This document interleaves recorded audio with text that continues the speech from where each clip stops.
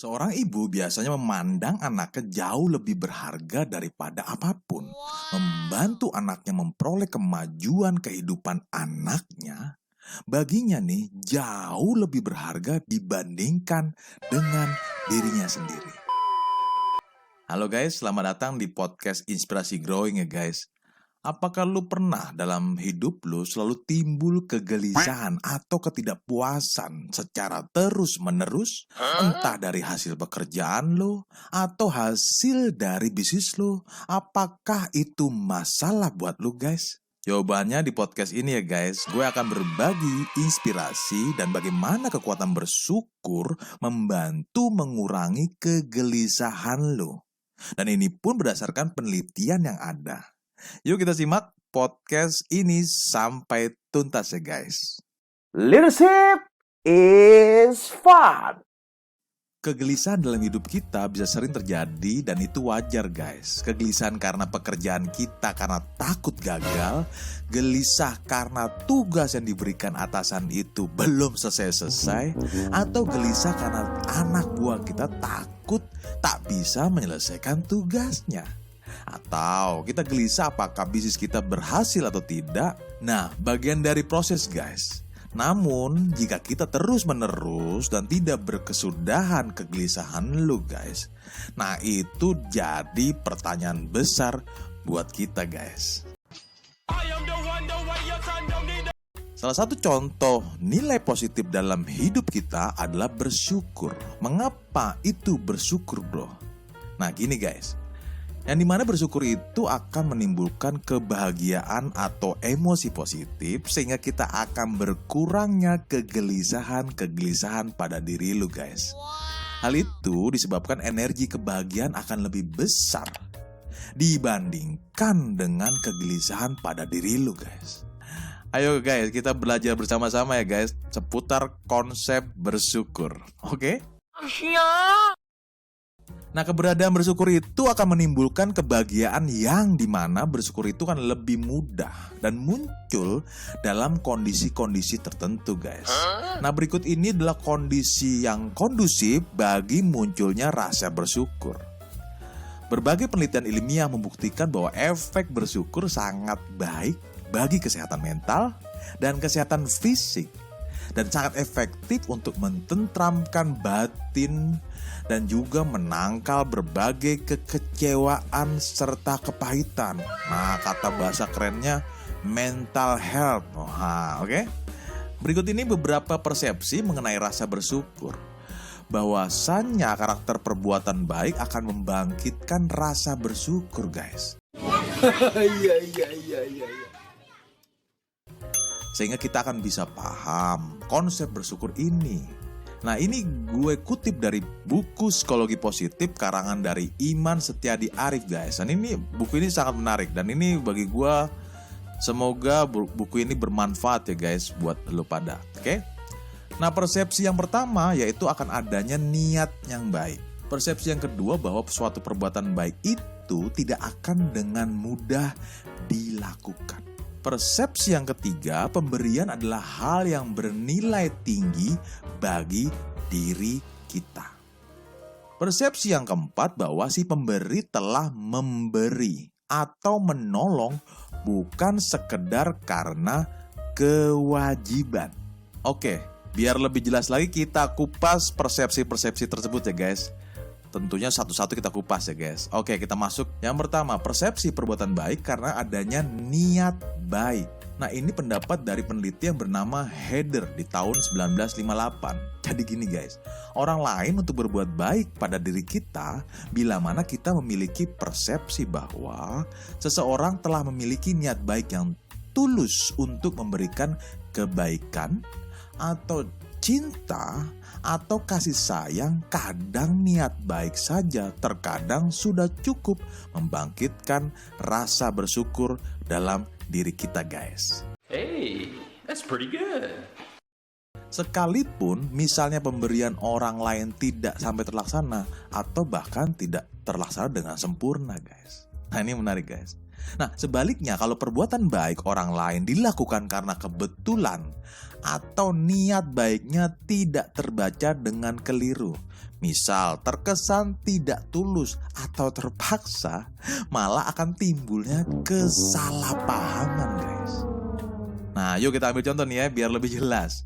Jadi gini, jika seorang suami memiliki persepsi bahwa istrinya telah berusaha keras menyiapkan makan malam istimewanya demi menyambut hari ulang tahun pernikahan mereka, guys.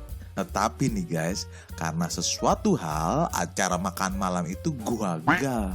Namun karena si suami menangkap intensi tulus dari sang istrinya, walaupun makan malamnya gagal, tetapi suami tetap merasakan bersyukur dari istrinya. Nah, ini menarik ya guys. Oke.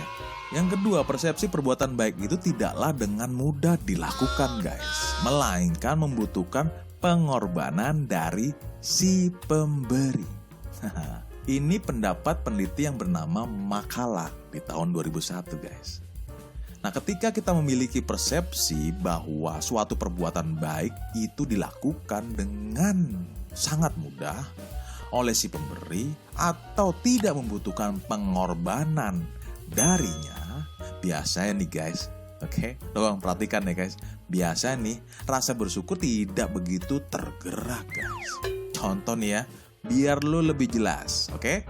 Jika seorang yang kaya raya memberikan sumbangan yang hanya merupakan bagian kecil atau sisa dari kelebihannya, maka sumbangan itu agaknya tidak akan membangkitkan rasa bersyukur yang sangat besar kepada si orang kaya tersebut guys. Namun seseorang memberikan sesuatu yang bagi dirinya sangat-sangat bernilai yang tidak mudah diperoleh, maka pemberian itu adalah suatu pengorbanan yang memicu rasa syukur yang besar guys. Seperti contoh video yang pernah kita bahas, yaitu seorang nenek pemulung memberikan sapi kurban senilai 10 juta rupiah. Nah, lu bisa lihat di link yang di atas ya guys. Pastinya akan gua kasih link tersebut. Bagaimana perjuangan nenek pemulung memberikan nilai yang sangat besar kepada orang lain dengan segala keterbatasannya guys. Yang ketiga adalah hal yang bernilai tinggi bagi diri kita. Maksudnya gimana bro? Maksudnya gini guys, setiap orang punya area-area yang sangat penting dan bernilai dari kehidupan mereka. Nah, area-area kehidupan ini atau area-area kehidupan itu akan memiliki makna emosional yang besar bagi mereka guys. Jadi jika suatu pemberian atau pertolongan terkait dengan area kehidupan yang bernilai tersebut, maka pemberian atau pertolongan itu akan jadi sangat terasa berharga dan karenanya akan membangkitkan rasa syukur yang sangat besar. Misalnya apa nih Gung? Misalnya gini guys, seorang ibu biasanya memandang anaknya jauh lebih berharga daripada apapun guys, termasuk dirinya sendiri. Untuk itu pemberian atau pertolongan yang dapat menyelamatkan anaknya dari bahaya atau membantu anaknya memperoleh kemajuan kehidupan anaknya guys. Nah, bagian nih jauh-jauh lebih berharga dibandingkan dirinya sendiri. Sebagai pemberian atau pertolongan yang membuat si ibu mungkin bisa lebih cantik atau lebih menarik dirinya guys. Nah, itu adalah suatu ungkapan cinta terhadap anaknya. Yang keempat, persepsi bahwa si pemberi telah memberi atau menolong bukan sekedar karena kewajiban, atau si pemberi telah memberi melebihi kewajibannya guys. Nah, ini pendapat peneliti yang bernama Emmons di tahun 2000. Kalau seseorang nih memiliki persepsi bahwa pemberian atau pertolongan yang diberikannya hanya merupakan kewajiban si pemberi. Nah, yang menarik nih guys, maka umumnya nih guys, ia tidak akan merasakan bersyukur kepada dirinya sendiri guys. Alias nih hatinya datar-datar aja guys. Nah, contoh nih ilustrasinya guys. Banyak anak memiliki persepsi yang keliru bahwa memang Sudah kewajiban orang tua untuk memenuhi kebutuhan anak-anaknya. Sombong amat. Nah, sehingga pemenuhan kebutuhan itu tidak akan membangkitkan rasa syukur kepada si anak. Namun, bila mana kita melihat bahwa seseorang sebenarnya tidak wajib membantu kita, tetapi nih, ia tetap memberikan bantuan yang besar, maka kita akan tersentuh oleh rasa terima kasih dan pengharapan yang besar kepadanya, guys. Entah itu dari orang yang tidak kenal ataupun dari Sang Pencipta. Nah, contoh ilustrasinya, guys.